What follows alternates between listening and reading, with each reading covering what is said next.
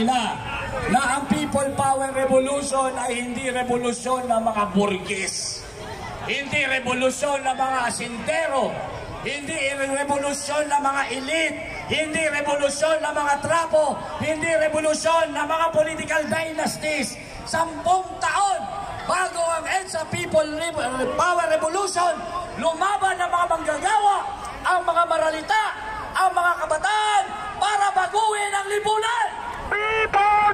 At sa ating paggunita, dito ngayon ang EDSA People Power Revolution, tinugunita natin at nilalagay natin sa ating isip ano yung hindi natin nagawa. Noong 1986, napatalsik natin si Marcos, ngunit meron tayong importanteng hindi nagawa. Hindi nagkaroon ng tahasang political at social revolution.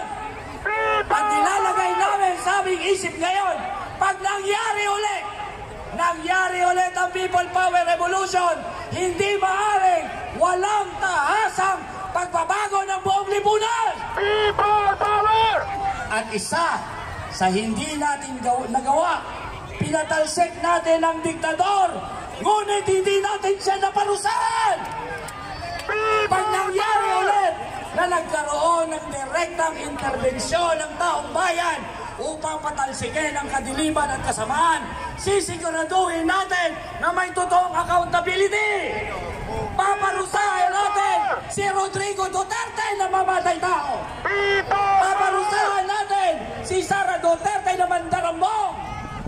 At napaka-importante, gusto nating maparusahan si Sarang mandarambong, si Rodrigo mamamatay tao, dahil gusto natin maparusahan ang mga Marcos! People Power! Hindi magiging parehas noong 1986 pag tayo'y kumilos na. Kailangan at alam natin, kailangan ng ating lipunan ng totoong revolution! People Power! Sapagkat ito ang People Power ng kasalukuyang panahon. Tanungin natin ang mga mag-aaral, paano sila kikilos para panagutin si Duterte. Tawagin natin si Nina Laron, Student Council Alliance of the Philippines. Mabuhay tayong lahat! People Power!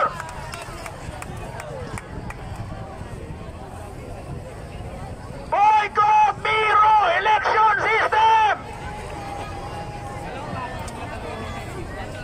Adopt Hybrid Election System! Scholar ng bayan! Ngayon ay lumalaban! Ngayon ay lumalaban! Ang tao, ang bayan! Makasaysayang araw sa ating lahat. Ako si Nina, mula sa pamantasang normal ng Pilipinas at representante ng Student Council Alliance of the Philippines. Ngayong araw ay ginugunita natin ang ika-39 na anibersaryo ng EDSA People Power Revolution. Mahalagang balikan kung bakit tayo naririto at kung ano ang ipinaglalaban natin.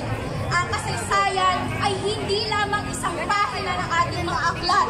Ito ay buhay, isang patuloy na daloy ng pangyayari na hinuhubog ng ating mga desisyon bilang mamayan.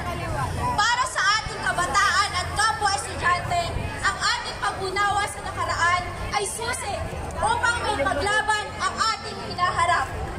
Pinagpupagayan natin ang mga eskwelahan at pamantasan na nagsuspinde ng klase ngayong araw, sa mga nag-walkout na manata, sa mga nagtali ng dilaw na laso, at sa nagtanghal ng iba't ibang pagkilos. Pagpupugay sa inyo, mga kasama!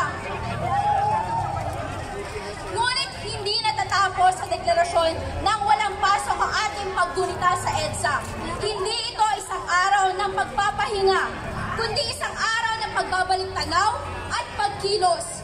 Ang diwa ng EDSA ay hindi lamang alaala, kundi isang patuloy na paalala na ang kalayaan at demokrasya ay pinaglalaban, hindi hinihintay. At kahit pa hindi ideklara ng ating pamantasan o paaralan ang suspensyon ng klase, hindi mapipigilan ang mga estudyanteng lumabas sa lansangan, ipahayag ang kanilang paninindigan at makisa sa panawagan para sa hustisya at katotohanan. Sapagkat ang tunay na esensya ng EDSA ay hindi lamang nasa litrato at kwento, kundi nasa bawat isa sa atin, sa ating tapang, sa ating prinsipyo,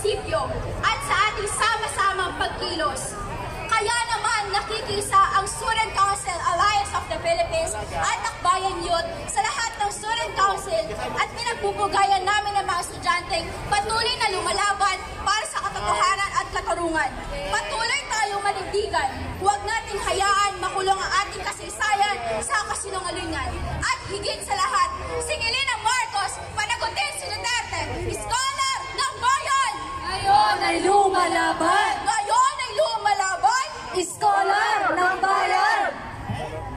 Mga kabataan, mga kababaihan, sigaw nga natin, Abante! Babae! Palaban, militante! Palaban! Militante! Abante, babae! Mga kasama, mga kababayan, mga kabataan at kababaihan, ako po si Clarice Palce, ang pinakabatang Secretary General ng Gabriela Alliance of Filipino Women. At ngayong araw, hindi lamang po natin ginugunita ang people power, kundi ginugunita natin ang magpapatalsik ng taong bayan sa isang diktador, sa isang pasista, sa isang pahirap at mamamatay tao na si Marcos Sr. Kaya isigaw nga po natin, never again! Never again! Never again to martial law! Never again to martial law! Never again! Never again! Pero mga kasama, mga kababayan, kadalasang nakakalimutan ang mga kababaihan sa kasaysayan ng pakikibaka at paglaban ng mamamayan laban sa diktadura. Kaya nandito rin tayo para pagpugayan ang buhay at kamatayang inilaan ng mga kababaihan noong panahon ng 1986 kung saan pinangunahan ng mga kababaihang manggagawa ang mga welga sa mga pabrika. Pinangunahan ng mga kababaihang magsasaka ang mga barikada sa mga sakahan at pinangunahan ng mga kababaihang kabataang estudyante ang mga picket protesta, mga walkout sa loob ng mga pamantasan. Ito po ang lugar ng kababaihang Pilipino sa kasaysayan ng ating bansa. Ayaw ng mga kababaihan sa diktadura. Diktadura ng kagutuman, diktadura ng karahasan, diktadura ng napakaraming krisis, partikular na po ang pang-aabuso sa mga kababaihan at mga bata. Kaya mula po sa kasaysayan na kung saan ang makabayang kilusan ng bagong kababaihan o makibaka na prinotesta ang daan-daan ng mga kababaihan noong panahon ng batas militar.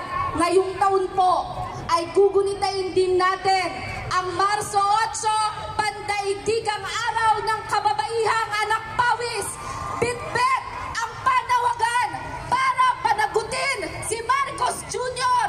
Singilin ang mga Duterte at litisin, patalsikin si Sara Duterte. Kaya mga kasama, isang sigaw pa, Abante! Babae! Palaban, militante! Palaban! Militante! Abante, babae! Maraming salamat mga kasama. Magkita-kita po tayo sa Marso 8.